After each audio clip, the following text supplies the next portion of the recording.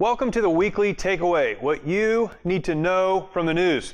The stories that we'll cover today include Joe Biden, General Michael Flynn, the COVID-19 pandemic, reasons we should not continue to listen to celebrities, and a great example of how communities take care of one another.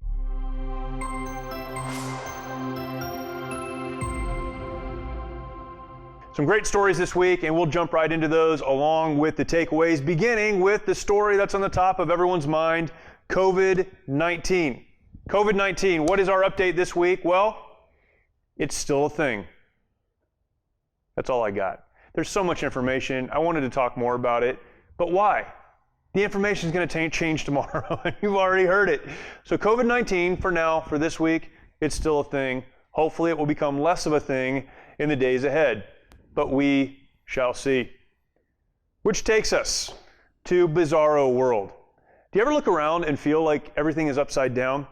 A lot of stories illustrate this point, none more clearly perhaps than what's going on with the Democrat presidential nominee Joe Biden. If you feel like you're in bizarro world, the story around him and his candidacy right now confirms it for you. It certainly does for me. Joe Biden, if you're following the story at all, apart from just his lack of ability to put sentences together, has some very credible allegations that have been issued against him in the area of sexual abuse. More will certainly come on that in the days ahead. But it's crazy how it's being handled right now. Chris Hayes of MSNBC actually said this week that the allegations against Joe Biden are credible. Now, a couple of things. One, Chris works for MSNBC, and two, he said the allegations were credible. Now, as MSNBC produces probably their very first actual news story ever, the reporter Chris Hayes is condemned for it, and many are calling for his resignation. Now, let that set in for just a second. Someone looking at what has taken place, allegations made by a woman who is extremely credible in this case, and there is quite a bit of evidence to support what she's saying. He comes out and simply for saying that this is credible and should be considered, he is condemned by the very people that, if you remember, when Brett Kavanaugh was being processed onto the Supreme Court, was told that he should be dragged out into the street and burned in effigy. Why? Because there were some allegations that weren't nearly as credible as those currently against Joe Biden. The very same people that said we should believe all women at all times for every reason, that anyone who has an allegation made against them should be taken out of the public square, are now defending the actions of their candidate. What a crazy, crazy world. Remember, when Brett Kavanaugh went through the process of going on to or moving on to the Supreme Court through the hearings that took place, the FBI did an investigation and said that the allegations against him were not credible. But the allegations against Joe Biden are being dismissed because the New York Times did an investigation. What a crazy thing. I consider takeaways, and as I look at the news, I always try to ask the question, what is the takeaway? We look at this story, and I think we have to understand, first of all, that everyone has an agenda. That the news we're being fed is being fed by people who have an agenda and have a conclusion that they want us to draw from what it is they're telling us to believe. We know that to be true. That's not the huge takeaway from this story. I think the big takeaway, though, is this question. What exactly is news? What exactly is news? If you report the facts as you see them, if you report the information that is as clear as it can be without more information coming along, is that not news?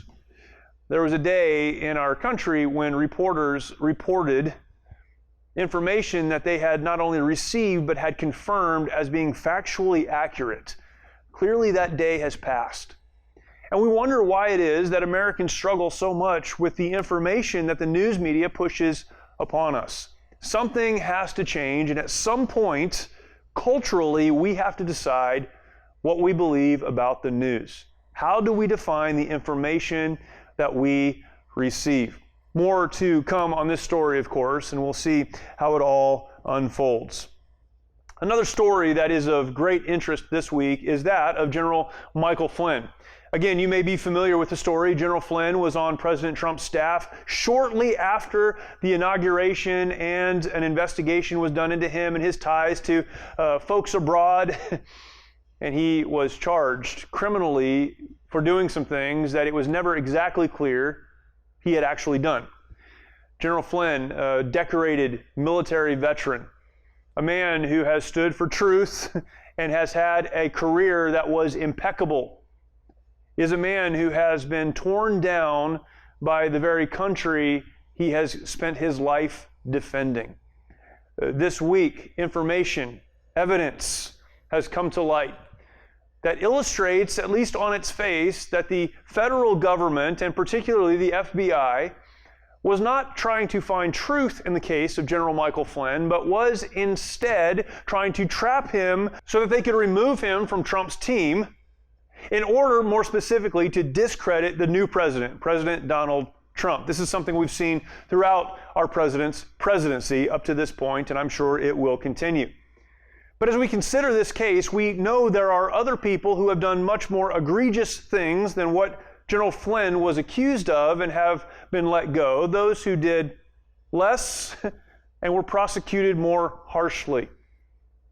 An interesting thing in our country is when the wheels of justice don't roll at the same pace for every single person. Preferential treatment depending on who it is that you represent. On the front of the Supreme Court building in Washington, D.C., we find these words: equal justice under the law. Equal justice under the law. And yet the story surrounding General Flynn is one that indicates clearly for us that there is not currently equal justice under the law. Here's the takeaway. In order for our system to be one that Americans trust, there needs to be a return to equal justice under the law. We need to get to the place, once again, where political parties and agendas are not considered as justice is meted out. That facts are found, that investigations are done for the purpose of determining whether or not wrongdoing or malfeasance has taken place. If it has, there should be consequences on the other side. Again, consequences that are equal to all who are dealing with the same situation. But until that happens, we are always going to struggle as a country with trusting those who we have elected to take care of us. What a strange, strange world.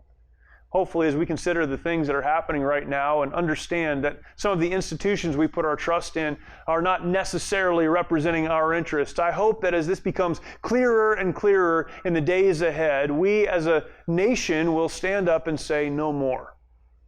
We want justice to be meted out equally.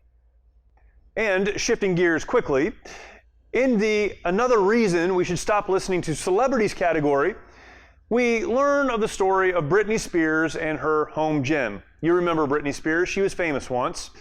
Apparently, as she was exercising not too long ago, she put 2 candles in her gym. I don't know why she needed the candles, but apparently she did, and she burned down her home gym. Her statement to her adoring fans was very succinct. She said, "One thing led to another, and I burned it down." One thing led to another, and I burned it down. And all I could think when I heard this story was, I wonder as she looked at her gym burning to the ground, the smoke rising, and heard the sirens coming to put it out, if she said to herself, "Oops, I did it again." Who knows? And finally, shifting from one celebrity story to the next, we realize that not all celebrities are bad. Another great story is the story of Kanye West and Chick-fil-A, who have partnered together along with the Los Angeles Dream Center to distribute meals to the needy in Los Angeles. To date, we're told they have distributed more than 300,000 meals to those who are in need at this very, very difficult time in our economy. Matthew Barnett of the Dream Center, he is the co-founder there, he made this statement. He said, "This is what a neighborhood, community, and a church should always look like." What a great statement. We see those with means joining others with means, getting those means, the resources to people who can distribute them, and then taking care of the community. Historically, we know that this is how issues like the ones that we're living through right now have always been dealt with. Rarely in our past did we need the government to come along and take care of us. In the past, when there were tragedies or difficulties or trials, it was the communities that came together to meet those needs. And what a great story we see as these different groups are coming together to take care of folks in Los Angeles. We know that this is not a Los Angeles only story, but this is happening across our country. And as so often we feel overwhelmed by the bad news, let us remember there's a lot of good news as neighbors continue to help neighbors. And this is this week's weekly takeaway.